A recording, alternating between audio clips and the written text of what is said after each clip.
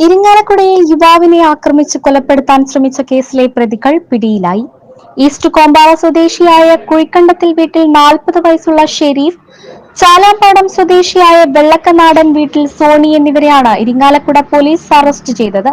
വെളുക്കര കോലോത്തുംപടിയിൽ വെച്ച് തെക്കേടത്ത് വീട്ടിൽ ഹരിദാസിനെ ഞായറാഴ്ച രാത്രി കമ്പിവടി കൊണ്ട് ആക്രമിച്ചുവെന്നാണ് കേസ്.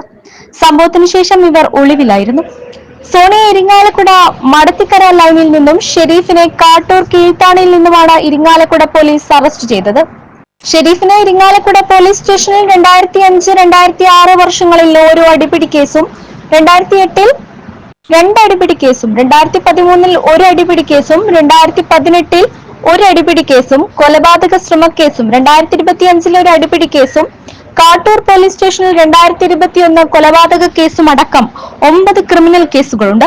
സോണിക്ക് ഇരിങ്ങാലക്കുട പോലീസ് സ്റ്റേഷനിൽ 2019-ൽ പീഡന കേസുണ്ട്. Irinjalakuda police station inspector MS Shajan, sub inspector Albi Thomas Varkey, ASI KV Umesh, senior civil police ഓഫീസർമാരായ MR Ranjith, Devesh, Rahul, civil police officer Muralikrishna എന്നിവർ ചേർന്നാണ് പ്രതികളെ പിടികൂടിയത്.